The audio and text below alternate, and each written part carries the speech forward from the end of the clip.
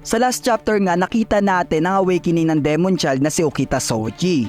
Masabi nga natin na overpowered talaga ang kapangyarihan niya. Pero ngayon sa spoiler na ito ay magbabago ang lahat dahil sa spoiler link chapter 92 ng Record of Ragnarok ay nagawa ni Sano no Mikoto ma-outplay si Okita Soji at mahiwa ito habang nasa ere.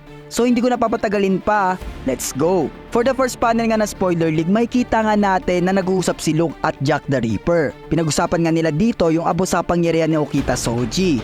In terms nga daw sa bilis, ay nakakalamang talaga daw si Okita Soji lalo't simula nagkaroon pa siya ng awakening. Kahit yung bagong move na nireveal ni Susanoo na Tenma Gaishi ay nagiging useless dahil sa mabilis na paggalaw ng Demon Child. However, may suliranin namang kinakarap si Okita Soji. Ito ang Tenma Gaishi dahil hindi niya alam kung paano ito i-counter. Kung lalayo nga daw siya dito ay nagagawa ni Susanoo mag-prepare ng napakalakas na impact that can destroy any building na madaanan nito. At ang worst scenario pa nga daw ay pwede itong ikamatay ni Okita. Pero kung lalapit naman daw siya or magiging close combat ay napapababa ni Okita Soji yung damage na nakikreate ng Tenma Gaishi ni Susanoo. Pero mabilis naman daw ito nagla-launch ng attack kahit hindi na mag-charge pa. So overall ay walang kahinaan ng atake ni Susanoo. Pero may napansin naman daw si Jack the Ripper na pwede maging solusyon para ma-counter ito. At ito ay walang iba mga kaibigan kundi ang kaliwang kamay ni Susanoo na nagpo-point sa target. Kung inyo mapapansin nga bago mag-launch ng attack si Susanoo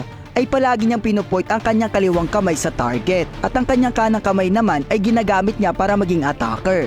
So basically yung left hand daw ni Susanoo yung nagmimistulang scope or radar kung papalapit ang kalaban sa kanya. So sa madaling sabi, ito yung core ng Tenma Gaishi na need guluhin ni Okita. Dagdag pa ni Jack the Ripper na alam natin na hindi natatamaan daw si Okita Soji. Pero kung magpapatuloy nga daw ito o tumagal pa na palagi niya inuulit yung pag-iwas at pag-atake ay malaki yung posibilidad na matalo siya dito dahil sa stamina. Then yung kalaban naman niya na si Susanoo ay nakastay put lang sa isang direksyon at hindi gumagalaw. Kaya't kung tatagal nga daw ang paglalaban ay matatalo talaga si Okita Soji. Habang nagpapatuloy nga ang laban, napasabi nga si Susanoo no Mikoto na grateful nga daw siya sa paglalaban nila ni Okita. Sana nga daw ay maging draw na lang ang paglalaban. Napatawan na nga lang ang dalawa at sinabi ni Okita Soji na malalaman natin yan pag natapos ang paglalaban. Nakaisip nga ng plano ang Demon Child at ito ay ang patuloy niyang atakihin si Susanoo ng pinakamalakas at pinakamabilis niyang paggalaw. Then kung in case nga daw na maglalan si Susanoo ng Tenma Gaishi ay gagamitin niya ang kanyang bilis para lumipad sa kahit anong direksyon.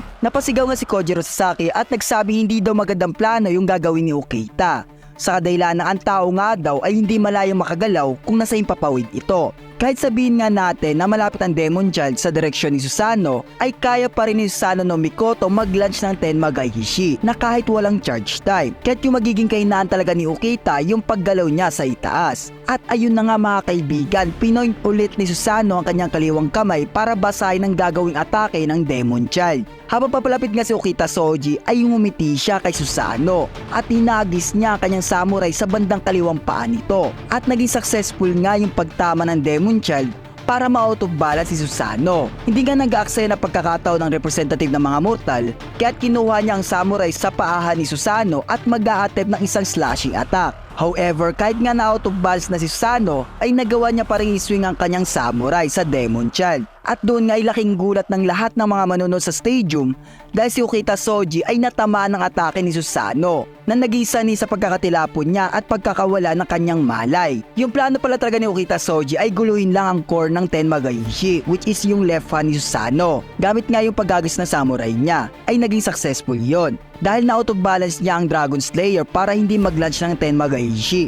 However, may isang trump card pa pala si Susanoo no Mikoto na tinatago at ito ang Gyoji Saga. Sinabi nga ng narrator na ang atake na ito ay nagagawa ni Susanoo mag-respond instantly sa any attack ng kalaban kahit sa anong direksyon ito patungo. Kaya't kung inyo mapapansin ay nagawa ni Susanoo umatake kay Okita kahit nawalan na ito ng balanse. Inindicate nga ng narrator na si Okita Soji nga daw ay ngumiti kay Susanoo habang nakahiga ito sa lupa. Dahil si Susanoo naman daw ay napalahod kaya't for sure na tinamaan rin siya ni Okita. At doon magwawakas ang spoiler link ng chapter 92 ng Record of Ragnarok. Nakakalungkot nga na balita ito mga kaibigan dahil po pwede natalo si Okita Soji sa paglalaban nila ni Susanoo base sa spoiler na ito. Pero hindi pa ito 100% sure kaya't maghintay tayo sa full chapter. Ayun lang, maraming salamat.